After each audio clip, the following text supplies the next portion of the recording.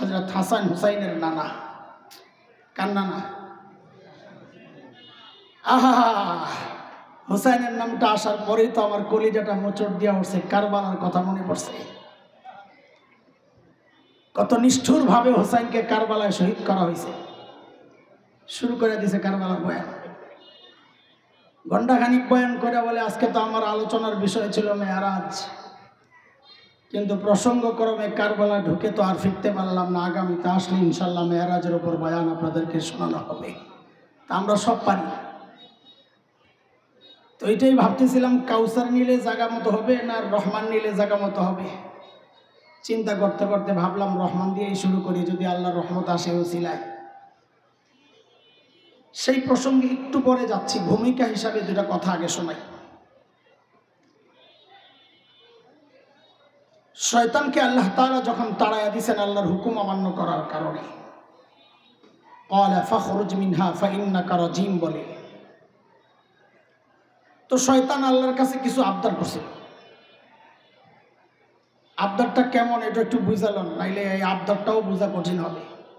3-4 বছর আগে ছিলাম মদিনায়, হজের সফর।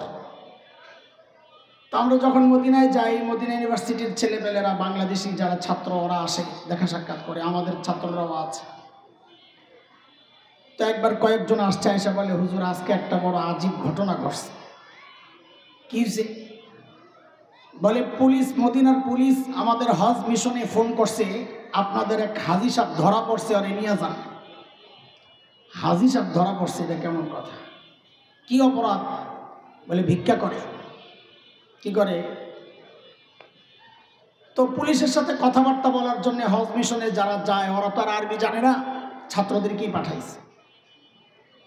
তো বলে পুলিশ স্টেশনে যায়, দেখি এক আল্লাহর বান্দা বসে রয়েছে, 2 হাত কাটা, হাত 2টা সারে বসে রয়েছে, খুব ভাবটাপ লইয়া।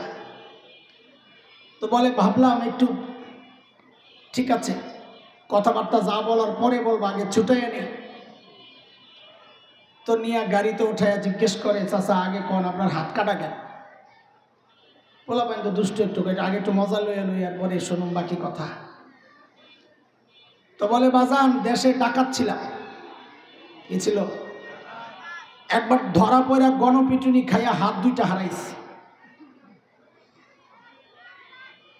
তো আল্লাহ তো রাজ্জাক, আল্লাহ কি আর না খাওয়াইয়া রাখবো? তো কি করেন এখন?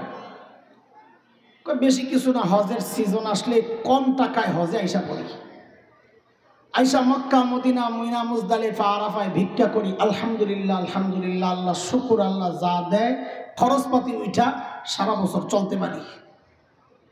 বলে হুজুর এমন ভাবে বলতেছে মনে হয় ডাকাতি কোনো অপরাধী না, একটা সম্মানজনক পেশা ছিল।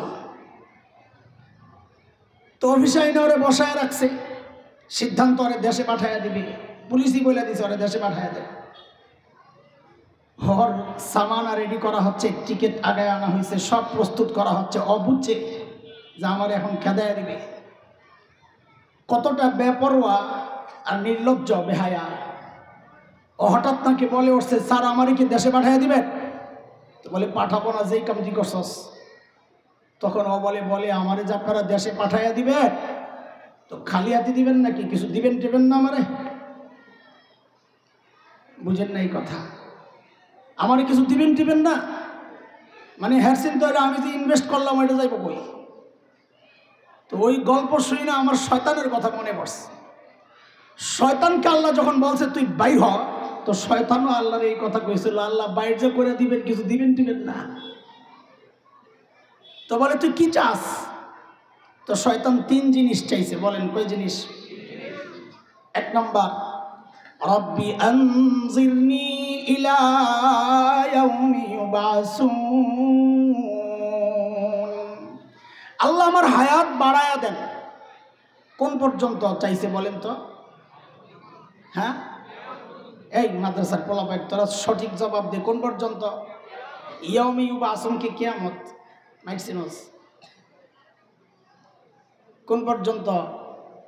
পুনরুত্থান দিবস পর্যন্ত। বলে ইয়াউমি ইউবাসুন মানে কিয়ামত।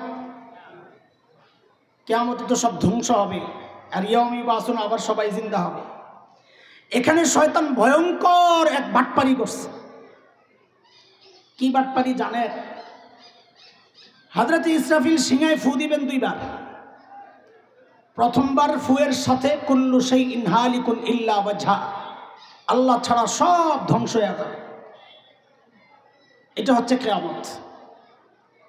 দ্বিতীয়বার ফু দিবে তো আবার সব আল্লাহ জিন্দা করবে, এটাকে বলে ইয়াউম ইউবাসুন।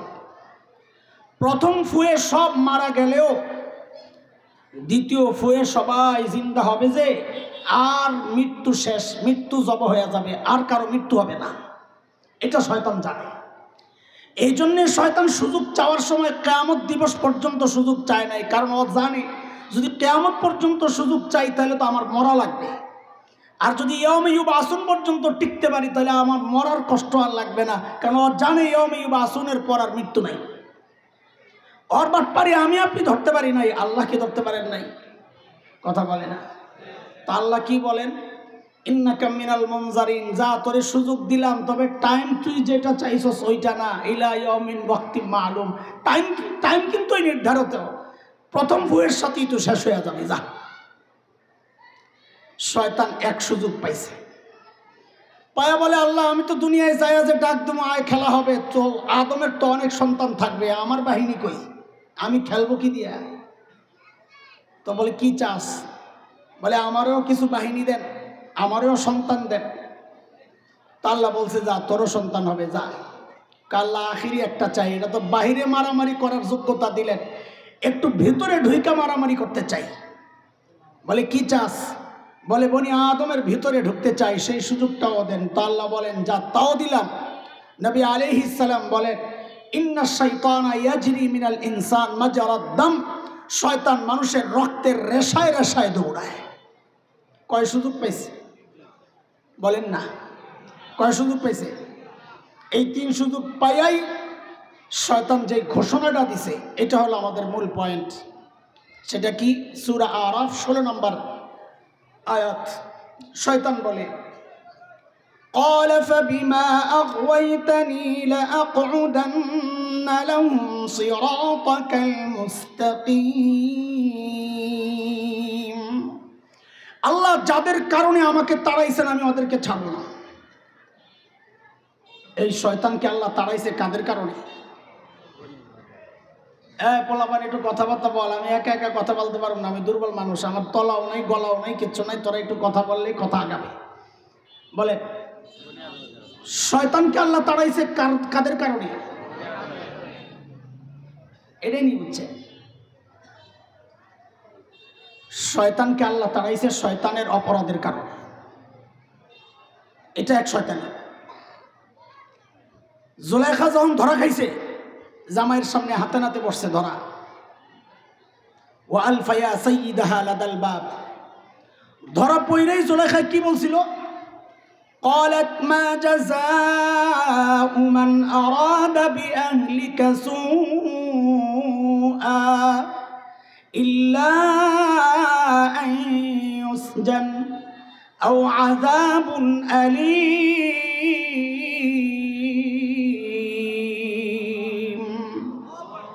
জামাইরে কি কয়? আপনার স্ত্রীর সাথে অপকর্ম করার যে চেষ্টা করলো তার শাস্তি কি হওয়া উচিত? দেখছেন নি কারবার অপকর্ম করছে কে? চেষ্টা করছে কে? দায় চাপাইতেছে কার উপর? আরে বলেন হুজুরের উপর। কার উপর? বলবেন কথা বলো, কার উপর? অপরাধ করছে কে? অপরাধ করছে নিজে, দায় চাপায় হুজুরের উপর, পুরাই হাসিনা স্টাইল।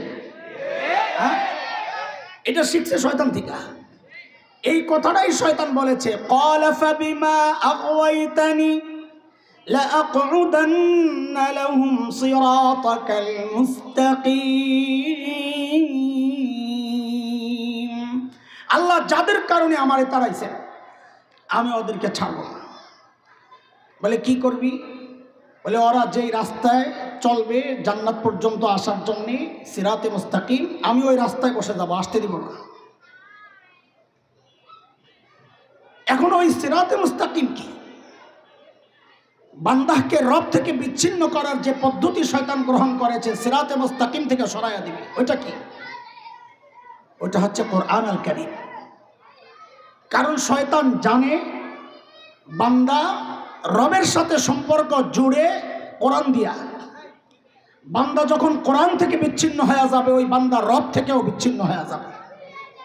এই কথাটাই সূরা রহমানের ওই প্রথম 3 আয়াত থেকে একটু বোঝা যায়, ওই জন্য এই আয়াতগুলো পড়ছি। বান্দা কোরআন থেকে বিচ্ছিন্ন হইলে রব থেকে বিচ্ছিন্ন হয় কেমনে? চলেন সূরা রহমানটা একটু দেখে আসি। আল্লাহ বলেন, আর রহমান আল্লামাল কুরআন খালাকাল ইনসান। রহমান আল্লাহ। এই 1 নম্বর আয়াত কি?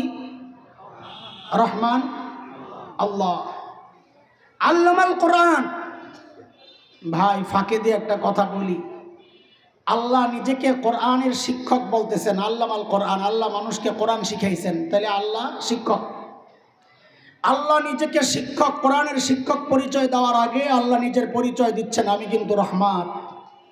মুফাসসিররা বলেন, বুঝো কিছু, কোরআনের শিক্ষক যারা আছে তারা যেন রবের ওই গুণটা নিজের মধ্যে ধারণ করে। মায়া আর মমতা আর ভালোবাসা যদি কোরআনের শিক্ষকের মধ্যে না থাকে, তার কোরআনের তালিম দেওয়া তার পক্ষে সম্ভব হবে না।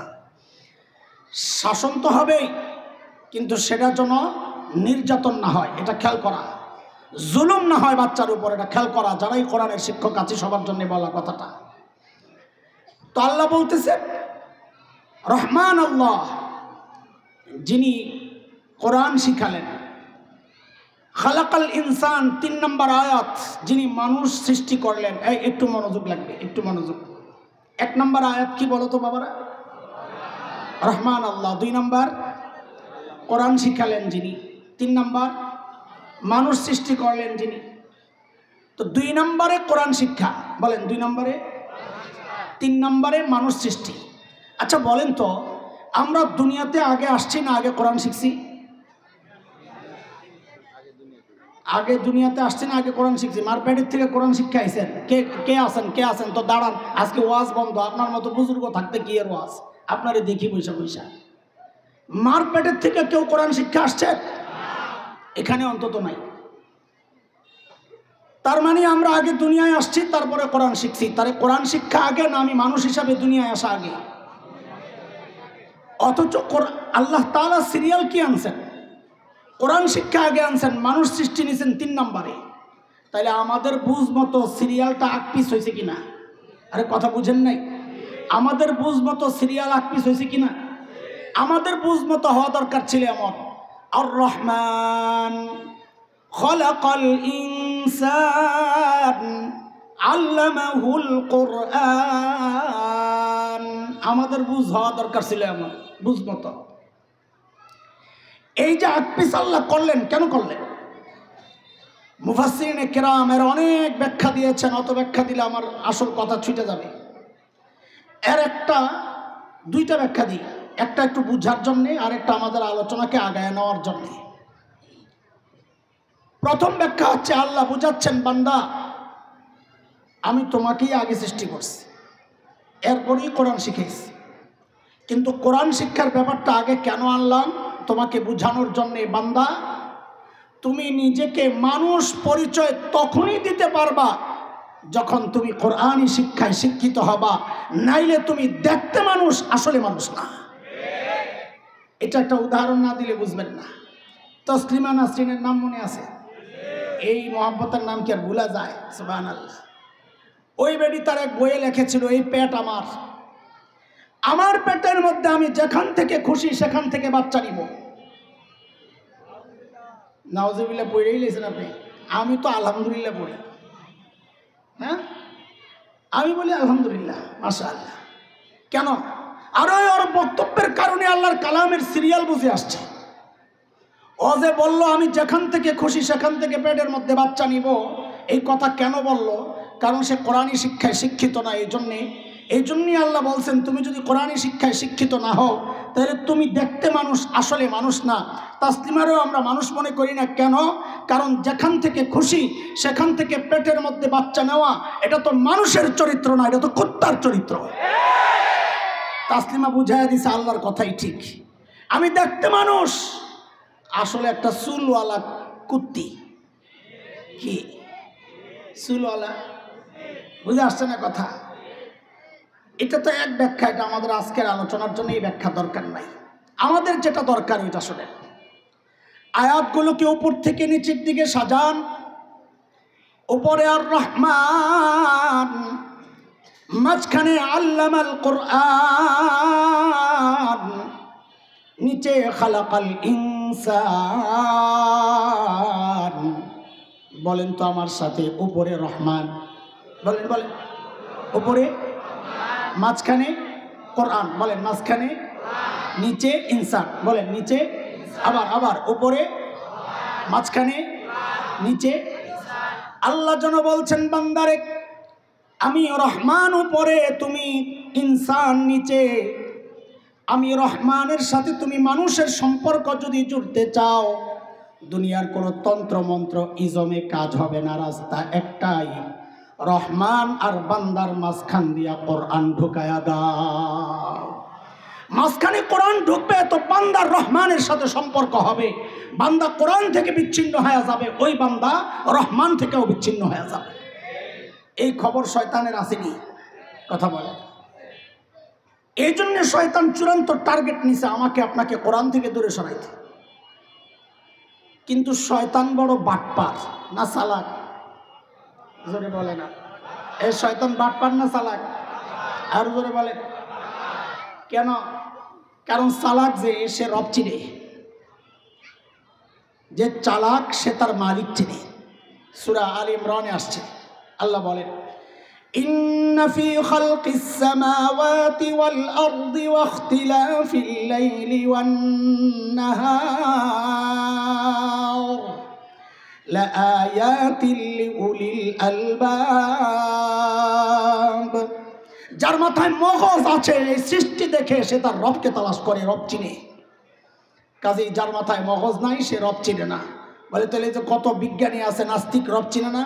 ওগুলোর মাথায় মগজ না, এগুলো সব ডিজিটাল গোবর। কি এগুলা? তো কাজেই শয়তান চালাক না বাটপার? খালি বাটপার না, আরো কিছু আছে। একটা শব্দ চাইতেছিলাম, বলাবেন বলবো, বলে না, যা তো বললে মজা নাই। ওরে বাটপার, সাবাস বেটা, সাবাস। আমি ওইটাই খুঁজতেছিলাম। শয়তান খালি বাটপার না, শয়তান কোন বাটপার? ওরে বাটপার, মানে বাটপারের মাস্টার। শয়তান বাটপার। বাটপার কোনোদিন মানুষকে এক পদ্ধতিতে ধোকা দেয় না, তো ধরা পড়ে যাবে। বাটপার সবসময় পদ্ধতি পাল্টায়। শয়তানেরও এটা চ্যালেঞ্জ, আমি যে আপনার বান্দাকে আপনার থেকে বিচ্ছিন্ন করব, আমি কিন্তু পদ্ধতি একটা গ্রহণ করব না। কি পদ্ধতি গ্রহণ করবি? তো শয়তান কি বলে আগে শোনেন। সূরা আরাফ আয়াত 17, শয়তান বলে, সুম্মা লাআতিয়ান্নাহুম মিন বাইনি আইদিহিম ওয়া মিন খালফিহিম ওয়া আন আইমানিহিম ওয়া আন শামাইলিহিম ওয়া লা তাজিদু আকসারাহুম শাকিরিন।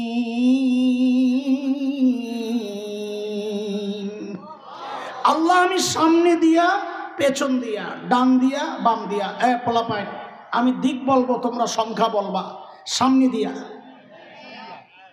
1, পেছন দিয়া, ডান দিয়া, বাম দিয়া। কয় পদ্ধতি? কোন কোন মুফাসসির বলেন শয়তান মানুষকে ধোঁকা দেওয়ার ক্ষেত্রে কমপক্ষে 4টা পদ্ধতি গ্রহণ করে। আর এটার প্রমাণ 2 আয়াত পরে আছে। 20-21 নম্বর আয়াত সূরা আরাফ 8 নম্বর পারা। আমার বাবা মাকে ধোঁকা দেওয়ার ক্ষেত্রেও শয়তান পদ্ধতি গ্রহণ করেছিল 4টা। কয়টা বলে?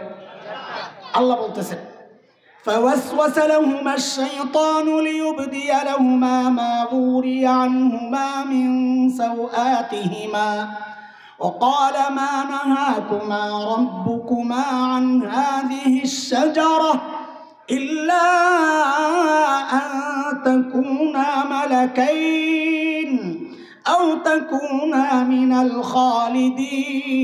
الخالدين وقاسمهما إني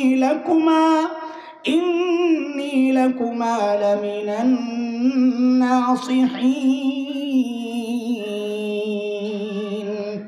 বলেন তো পদ্ধতি কয়টা? বলেন না একটু তাড়াতাড়ি। আমার বাবা মাকে শয়তান কয় পদ্ধতি চালায়া ধোকা দিছে? 1 নাম্বার, যায়া জিজ্ঞেস করতেছে হুজুর ফল কেন খান না? আল্লাহ নিষেধ করছে। তো শয়তান কি বলে, আহারি হুজুর আপনারা তো সাইড দেয়ালের ভিতরে থাকেন, কিছু বুঝেন না। মানহাকুমা রাব্বুকুমা আন হাযিহিস শাজারা। বলা ভাই বুঝালে ও মারে বানা কেনার বেচ দিছে। এবার আপনারা বুঝেন, ধরেন এই লাইনে 10টা কাঁঠাল গাছ আছে, তো আল্লাহ বলছে লা তাকরাব, বলছেন লা তাকরাবা হাযিহিস শাজারা, এই যে গাছের কাছে যাইবা না। শয়তান যায় জিজ্ঞেস করে খান না কেন? আল্লাহ নিষেধ করছেন। আরে হুজুর আল্লাহ তো নিষেধ করছেন আশ-শাজারা, নির্দিষ্ট এই 1 নম্বর গাছের ফল খাইতে নিষেধ করছেন, আরো যে 9 গাছ রয়ে গেছে ওইটার ফল তো খাইতে নিষেধ করেন নাই। দেখছেন নি আল্লাহর কালামের সর্বপ্রথম ব্যাখ্যা দিল কে? বলেন না। মুফাসসির হুজুরের নাম কি? হ্যাঁ, তাও ব্যাখ্যা দিছে কার সামনে? একজন নবীর সামনে।